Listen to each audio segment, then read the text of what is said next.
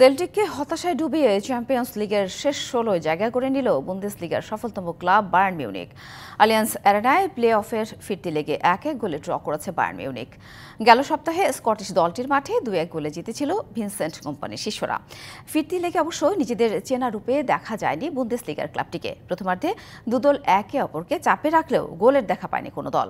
তবে দ্বিতীয়ার্ধে প্রথম গোল করে সেল্টিককে লিড এনে দেন জার্মান ফুটবলার নিকোলাস কুন। এরপর আক্রমণের ঝড় তোলে ৬ বারের ইউরোপ চ্যাম্পিয়নরা, কিন্তু বল জালে জড়াতে ব্যর্থ হয় বায়ার্ন।